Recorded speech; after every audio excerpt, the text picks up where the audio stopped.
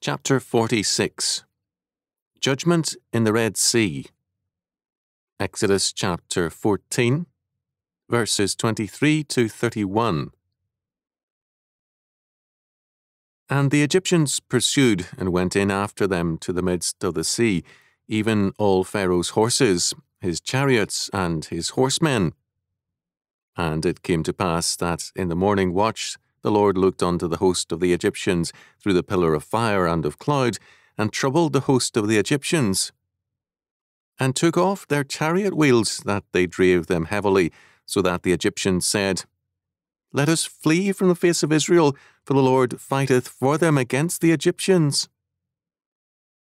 And the Lord said unto Moses, Stretch out thine hand over the sea, that the waters may come again upon the Egyptians, upon their chariots, and upon their horsemen.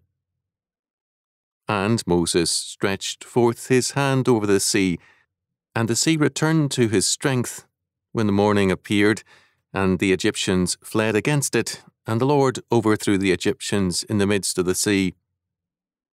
And the waters returned and covered the chariots, and the horsemen, and all the host of Pharaoh that came into the sea after them.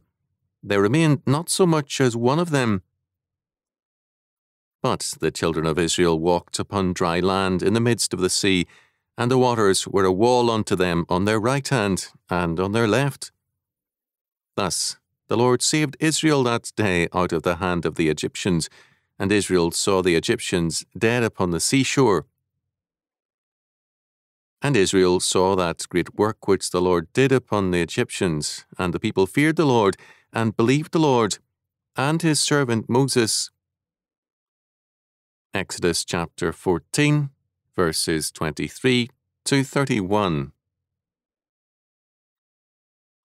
The time of the event here described is in the morning watch, verse 24, which meant between 2 a.m. and 6 a.m. 1 Samuel chapter 11, verse 11. In verse 25, the reference to taking off their chariot wheels may mean binding or clogging the chariot wheels as the ground began again to be muddy rather than dry. A point of dispute is whether or not Pharaoh followed or led his forces into the Red Sea and drowned with them. According to Psalm 136 verse 15, Pharaoh was with those who were destroyed at the time.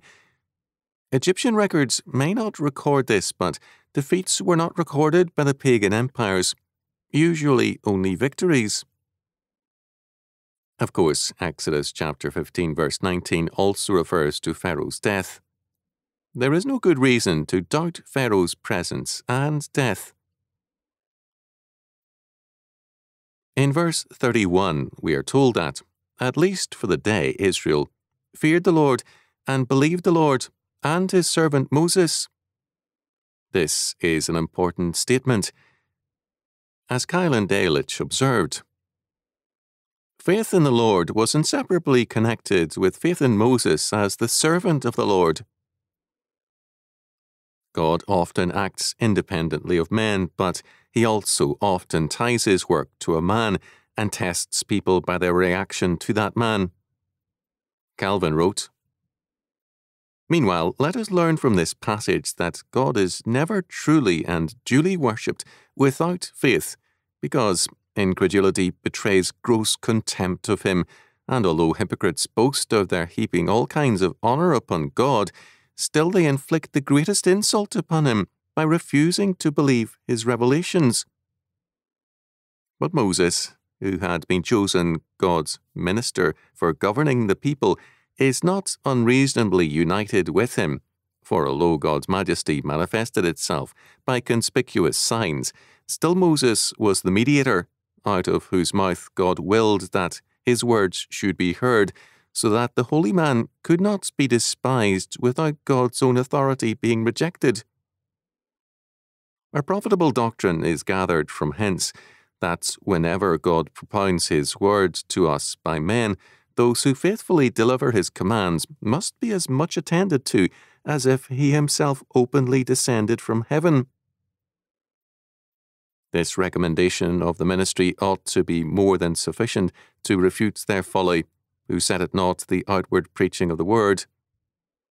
Let us then hold fast this principle, that only those obey God who receive the prophets sent from him, because it is not lawful to put asunder what he has joined together.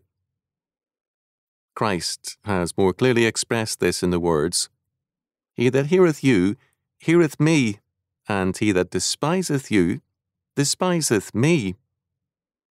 Luke chapter 10, verse 16. Calvin opposed the common silence at false preaching and the rebellion against faithful teaching and preaching.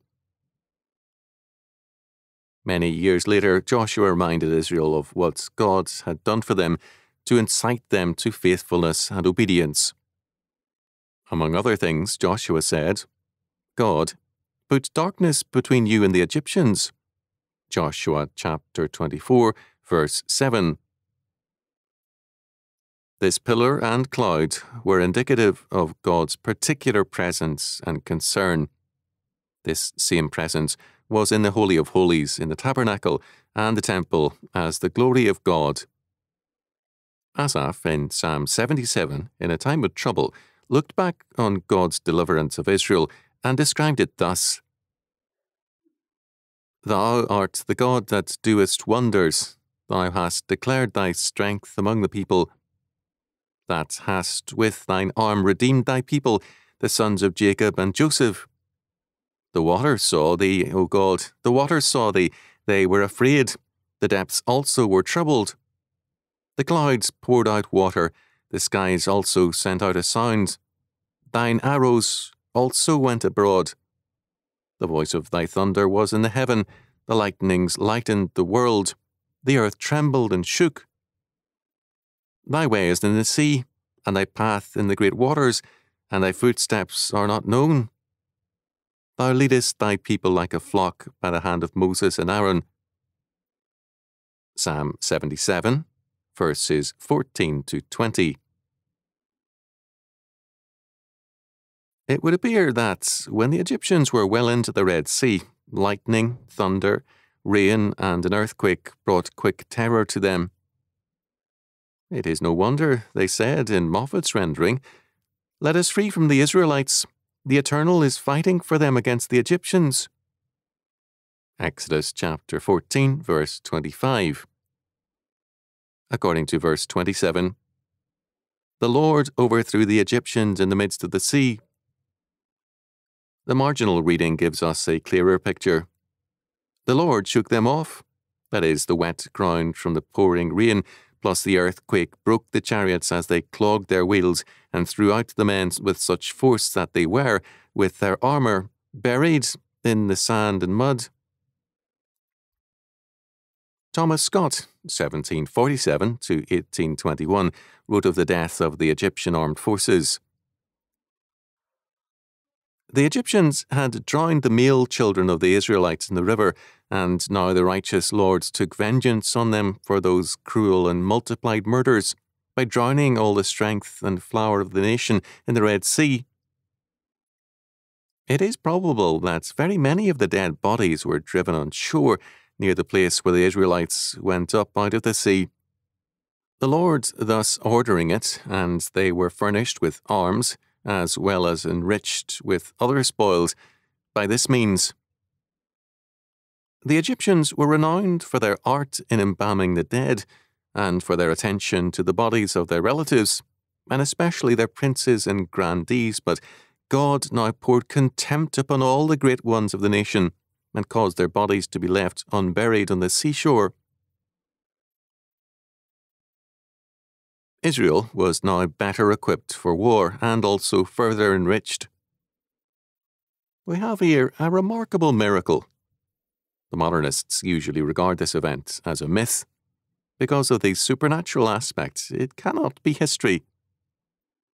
Evangelicals sometimes turn everything into a vindication of antinomianism. Thus, F. W. Grant used this event to speak against law in the name of faith. He said of law, It implies strength in us. Faith finds it in another.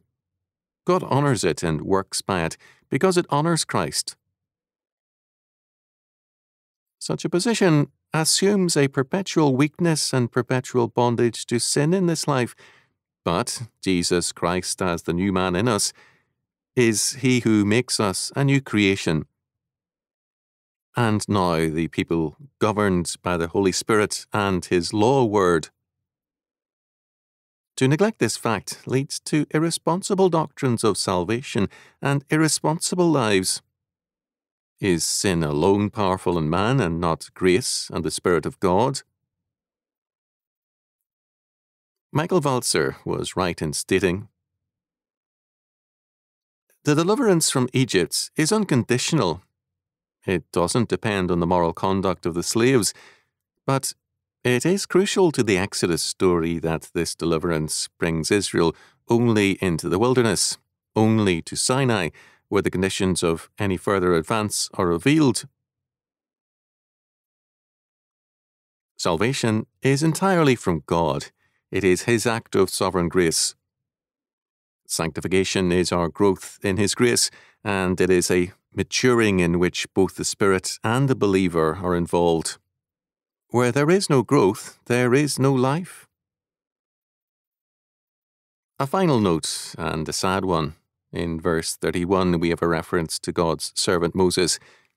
Moses is called the servant of the Lord in Deuteronomy chapter 34, verse 5, and Joshua chapter 1, verses 13 and 15. This became a familiar title for him.